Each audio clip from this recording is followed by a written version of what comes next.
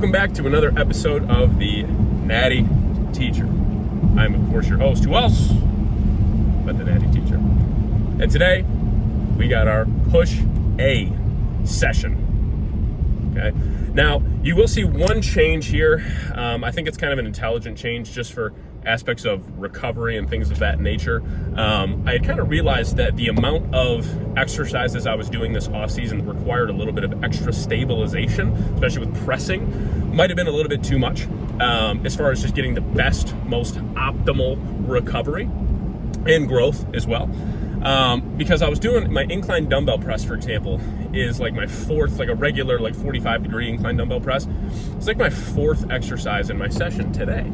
And by the time I would get there, like, of course, I don't want to drop super low in dumbbells, but by the time I would get there and I'm trying to press heavy dumbbells, especially for the type of control that I'm trying to use now, it was just not, I just wasn't feeling like I could connect with it as much as I would like to. You know, like when I'm fresh, like in my second push session, when I have a low incline dumbbell, that I feel like I can actually connect with and feel a lot more because it's, you know, going to be my second exercise in my session from now on. So I feel like that is great.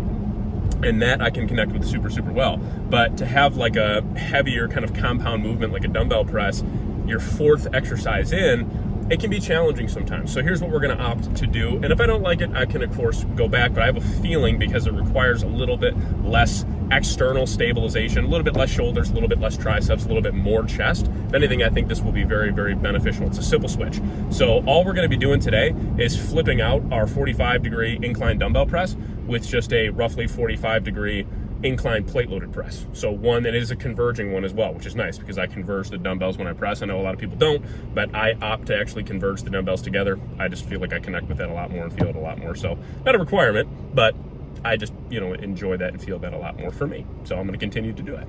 But regardless, it's a machine that requires a lot less stabilization. I should be able to still use some pretty good poundages on there as well.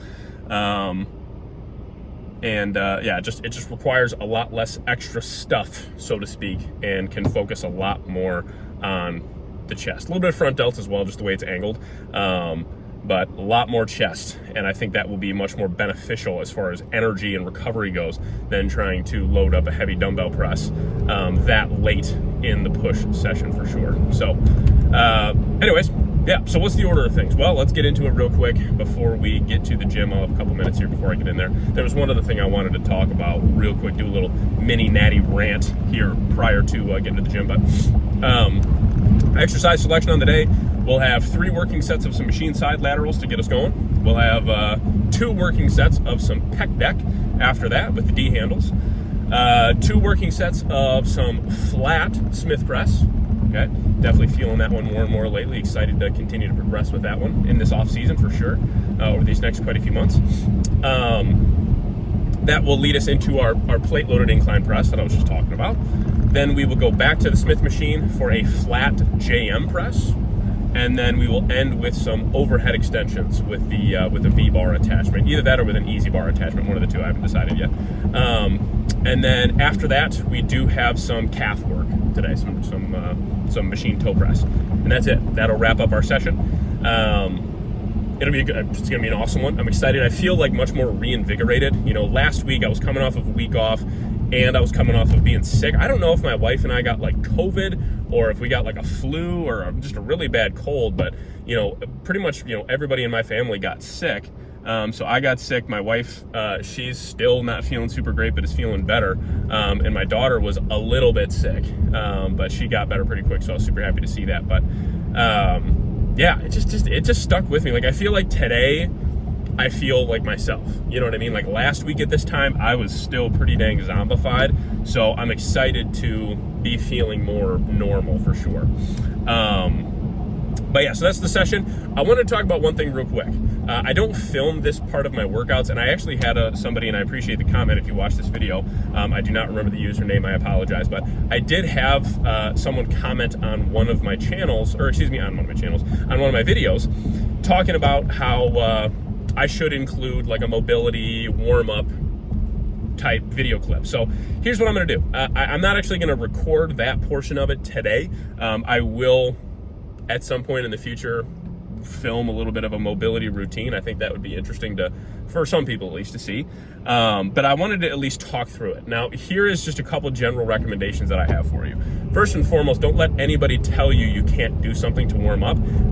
I obviously would highly recommend not just like going in there and loading up your max bench press and doing 0 warm-ups and be like, all right, here we go, here's 1 rep as strong as I got. And I see a lot of guys, especially dudes, who get to their top weight very quickly, when in reality, if they warmed up a little bit, they could move that top weight not only cleaner, but also probably for more reps too. Their strength would be a little bit higher because their body's primed up and ready to rock. So here's what I like to do. I have a little bit of band work, band pull apart, some, where you roll the band up over the shoulders and kind of get the shoulders loosened up a little bit there. I do like a mock band chest press on my push days just to kind of like pump a little bit of blood into the chest, get that, range of motion going and all that kind of fun jazz. And then I'll usually work on the cables. So I have some like underhand cable pull downs, single arm, and then like some tricep push downs. And then I will end with just some very light dumbbell side laterals just to pump a little bit of blood into there. And that second part, the cable and the dumbbells, I will do like 2 rotations of that.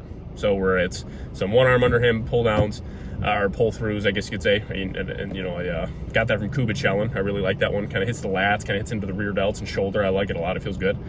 And then, like I said, just some tricep push downs. And then, just some very light dumbbell side laterals, 10-pound dumbbells, 15-pound dumbbells at the most.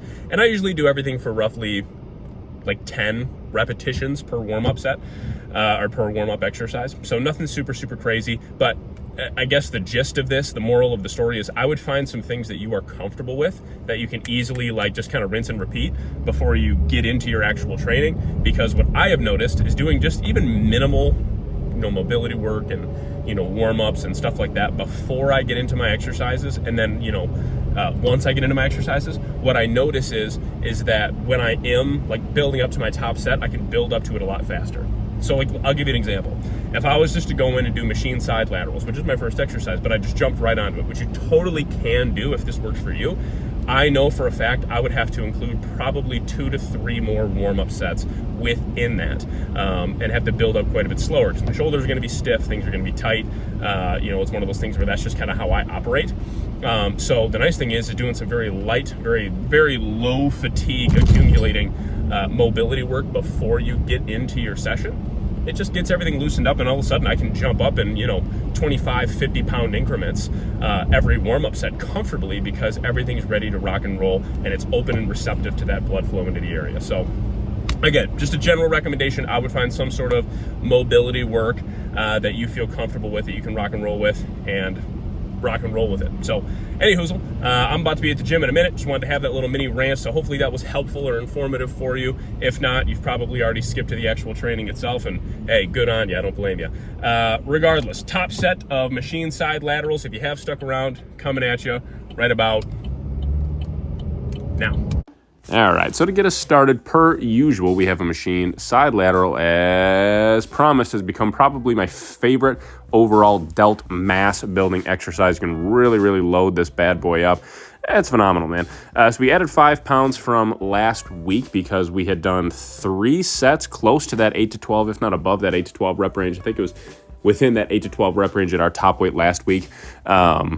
For all 3 sets, so it was time to move up. So we had a top set of 10 here, and what did we hit? A back off set of 8, and then a follow-up set of 7 for these heavy side laterals. Felt really good, felt nice and strong, and again, the pump in the side delts on this bad boy is insane. That's phenomenal. So a great way to get that session started, great way to get that top line ready to rock and roll, and go from there, man. So again, 3 working sets here, and then we moved on to our D-handle pec deck. So again, just using some D-handles here really has allowed me to connect much more with the chest and starting to progressively overload that. So as you can see, we got a slight hitch in the elbows, nothing super, super crazy, not a crazy, crazy bend here. You don't need to have like a 90-degree angle bend. I see a lot of guys do a pec deck where they have a really heavy bend in their elbows, really big hitch. If you can connect with it, I guess work with it, and that's great. But for me, the straighter the arm, the better. But if I keep my arms completely straight, I feel like it actually takes away from the movement. So just having a slight little bend there in the elbow seems to work really, really solid for me. You can see we're driving those handles right through kind of the mid to lower portion of the chest here, sitting nice and tall, keeping that head and chest up, and going from there. So again, 2 working sets here. Actually did 2 straight sets at this top weight, which usually I would drop the weight on my second set, but I was happy with how both of them felt, keeping them in that 7 to 10 rep range here, and felt really, really good. Then we had some flat Smith press. You can see, controlling that weight on the way down. We're not slamming it. Again, you don't have to do a 5-second eccentric on the way down or anything like that, but control the weight on the way down. You have that brief pause at the bottom. In my opinion, you don't have to, but touch the chest, and then come all the way back up, get that full extension, bringing those chest fibers together is, again, some of the best ways to press in my opinion. But anyways, got like 9.5 here, you'll see, and usually, I don't get 9 in a row, so that was cool. I got 9 right in a row here. You can see I set up, I'm like, all right, we're going for a 10th. I got this, feeling good, and ended up failing on 9. You'll see I just pushed, and it's like I literally run into a wall right here, and I'm just push, and dropped it, but that was okay. Top set there, and then we dropped down to 2 plates, a 5 and a 2.5, and hit that for 10. So which was 5 pounds more than last week. So that was sweet. But that was 9.5 or 9 there. Anyways, like I was saying in the intro, opting for a plate loaded incline press here felt awesome. Got a really, really good stretch in the chest, and really didn't feel like I had to use a lot of other muscle groups to stabilize at this point. Obviously, fatigue at this point in the workout is getting, it's accumulating pretty good. But working with 4 plates here, did a top set of 8, and then dropped down to 3.25 plates, and did that also for a set of 8. So we will stay at those weights until we can hit those for like 10 and 10, and then we'll slowly start to creep that up. But felt really, really good. So 2 working sets here, and that was the extent of our chest work. Then we moved on to a flat JM press here. So I've actually found my comfort zone or comfort spot for this particular exercise to be stopping just above the nose. The chin nose area seems to work really, really well for me. So controlling that weight on the way down, sitting briefly in the bottom, and pushing up from there, really trying to picture extending with the triceps. It's a really, really phenomenal exercise for mass in the triceps. Again, we're not trying to keep those elbows too flared, but we're also not trying to keep them too tucked either, keep them in a neutral spot. You'll see here, this is actually my second set. This was a straight set, so instead of racking the weight like I sometimes would like to do like a myo rep match set, I ended up doing a straight set of 10 here for my first set, and then I did a set of 9 here for my second set. So just one of those things where you'll see me again really pushing to failure here on this next rep here, where I had to just kind of rack at the bottom. I'm like, that ain't going back up. 2 working sets here, felt really, really good, and you can see I had to rack that bad boy. Then 3 working sets of some overhead extensions. This is kind of my first time doing it in this variation, where I'm trying to keep the elbows a little bit more tucked. I like it, but to be honest with you, I probably will go back more towards like the flared route a little bit. We'll see. I don't know. Maybe I'll work with it for another week or so and see how it feels. But I ended up dropping the weight 20 pounds off this top set. I hit it for 8, which was so good, especially my first time really doing it in this way. But then I did 2 back off sets of 12 reps, just 20 pounds lighter than this, and that felt good. Felt a little bit more fluid, felt a little bit more smooth. So did do 3 working sets of some machine toe press as well for calves. That was unrecorded, and also, of course, did cardio and core work this evening. So that was the extent of it. See you in the outro. All right, push a session in the freaking books. Man, was it a good one. Tough workout, phenomenal session though. Wowza. The pumps were real. Wow, great stuff, great stuff, guys, no doubt. From front to back and back to front, that was an awesome session. Just felt really good, felt strong today. I needed that workout. I needed that one. I feel like that one finally, after having that week off and then kind of an off week of training last week, still got that nagging injury on my, I think it's my teres minor. It has a little strain on it, and it's just one of those things where, I'm like, man, I want to have a session. I want to have a freaking session, and I had a freaking session, man. That was a great workout for sure. So super happy with that, super excited about that. It just kind of sets me up feeling great the rest of the day. Again, not that you should ever really try to base your emotions 100% off of your workout. It's hard not to sometimes, especially when you're really into it. Like you have an off workout and you go home and you're just feeling down the rest of the day. Try not to do that. I've struggled with that too many times in the past, and now like I'm married, I have a beautiful daughter, beautiful wife. It's one of those things where I don't want to come home and bring that home with me if I have an off session. It's going to happen from time to time, but this was not one of them. This was an awesome session and a lot of fun. So yeah, great stuff, guys. So anyways, yeah, that's kind of about all I got, man. Next session you guys will see after this one is a pull session, our pull A session. I got to kind of work around this little teres injury at this backside of my delt, upper backside of my delt area. That is, kind of just dug in, did a little research, and that's what I could find is that seems to be the problem area there. So I got to be careful with certain ranges of motion, certain exercises. There are some that don't seem to bother me when I train back, and there are definitely some that do seem to bother when I train back. So I got to be careful. So we'll work around that tomorrow, work with that tomorrow, not around it. We'll work with that tomorrow, get a good back session in still for sure. The plan was already to drop the weight by about 20% or so off my top sets, maybe even a little more if I needed on certain exercises, and really focus just on the squeeze and the contraction, keeping the ranges of motion proper without going like super crazy with ranges of motion. But at the same time, not like doing too short of a range of motion or anything like that, but just trying to be cautious, trying to be, a little leery and see how I feel. So,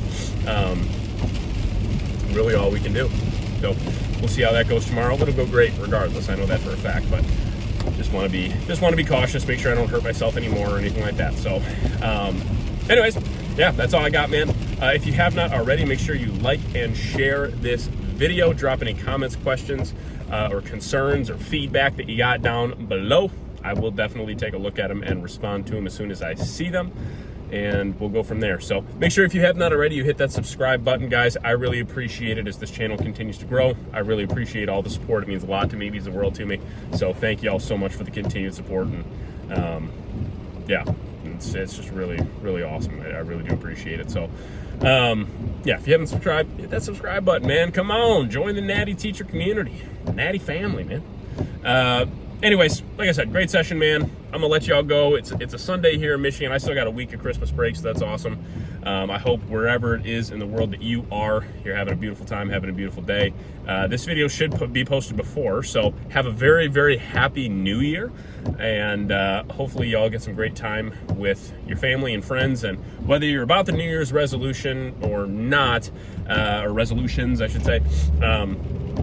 Whether you agree with that concept or not, it never hurts to look at 2025 or any new year as a little bit of a fresh start for you and your goals. So if you feel like you're falling off the train a little bit, falling off the wagon, hey, perfect time to get her started again.